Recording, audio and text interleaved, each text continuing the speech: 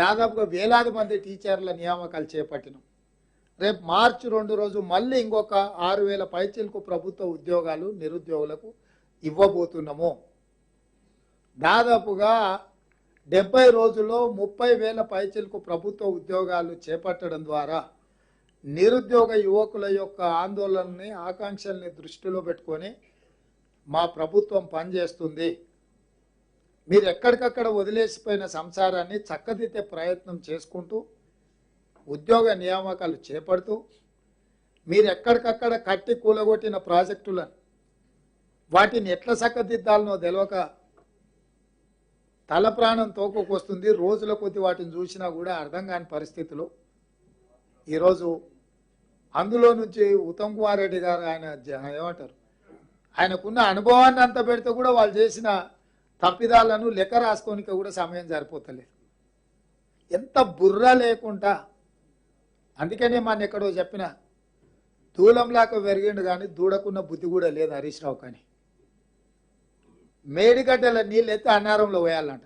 అన్నారం బలిగిపోయిందని అన్నారం గేట్లు ఎత్తి నీళ్ళు కిందకు వదులుతారంట. మళ్ళీ ఇళ్ళకెళ్ళి ఎత్తి అంటే మళ్ళీ అందులోనే పోయాలంట. అసలు ఏమన్నా మెదడు ఉండే మాటలు మాట్లాడుతుండ. మేడిగడ్డల నీళ్ళు ఎత్తితే పోయాల్సింది అన్నారంలో. అన్నారం ఆల్రెడీ పలిగిపోయింది అని అన్నారంలో గేట్లు తీసి అన్నారంలో ఉన్న నీళ్లు కిందికి వదిలినాం. మేడిగడ్డ కుంగిపోయిందని చెప్పి మేడిగడ్డలు ఉన్న నీళ్లు సముద్రానికి వదిలినాం.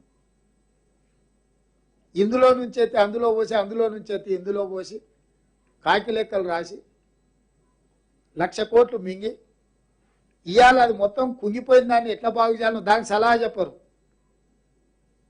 పోదని రాసి చూసేద్దాం అంటే రారు.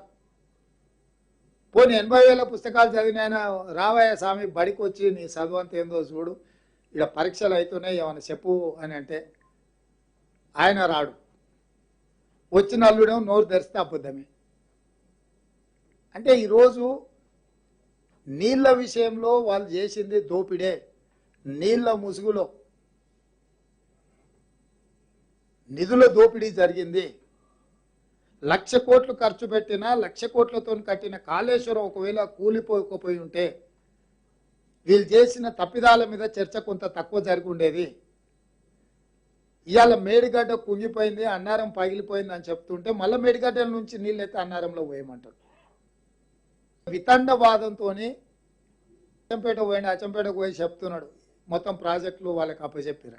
ఎవరు అప్పచెప్పిరా ప్రాజెక్టులు?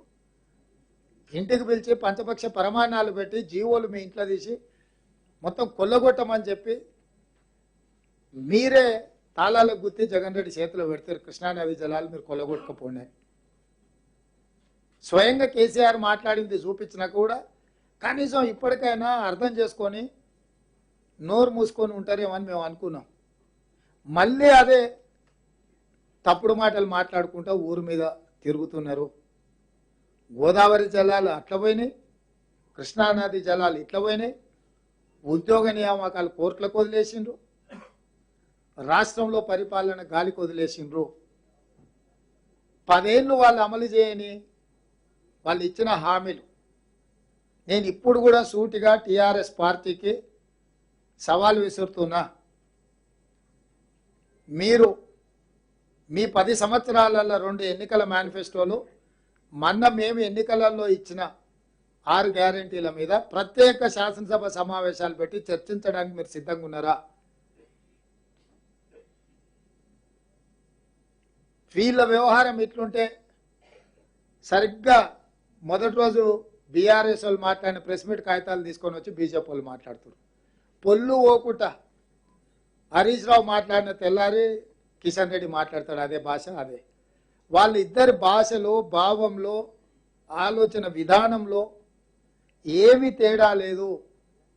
ఇద్దరు కలిసి అక్కసెల్లగత్తురు కాంగ్రెస్ పార్టీ మీద. కాబట్టి కిషన్ రెడ్డి గారికి కూడా చెప్తున్నా 2014, 2019లో నరేంద్ర మోడీ గారు ఇచ్చిన ఎన్నికల మేనిఫెస్టో మీద రైతుల ఆదాయాన్ని 2 చేయడం కానీ 2022 వరకు ప్రతి పేదవాడికి కట్టిస్తున్న ఇళ్ల విషయంలో కానీ స్విస్ బ్యాంకులో ఉన్న లక్షలాది కోట్ల రూపాయల నల్లధనాన్ని తెచ్చి ప్రతి పేదవాడి ఖాతాలో 15 లక్షల రూపాయలు నిధులేస్తామన్న విషయం కానీ ఇట్లా ప్రతి సంవత్సరం 2 కోట్ల ఉద్యోగాలు నిరుద్యోగులకు ఇస్తామన్న విషయంలో కానీ 2014 2019 భారతీయ జనతా పార్టీ ఎన్నికల మేనిఫెస్టో 2014 2018 తెలంగాణ రాష్ట్రపతి ఎన్నికల మేనిఫెస్టో విషయంలో 2023 ఎన్నికలలో మా 6 గ్యారెంటీల మీద శాసనసభ ప్రత్యేక సమావేశాలు ఏర్పాటు చేసి చర్చ చేద్దాము, మీరు సిద్ధంగా ఉన్నారా? కిషన్ రెడ్డి గారు, మీరు గతంలో కేంద్ర మంత్రిగా మీరు బాధ్యత తీసుకున్న తర్వాత చంద్రశేఖరరావు గారు అపాయింట్మెంట్ అడిగితే ఇవ్వలేదు, నన్ను అభినందించలేదని మీరు తెగ బాధపడిపోయారు. కొత్త ప్రభుత్వం ఏర్పడి 75 రోజుల పైచిలుకైంది.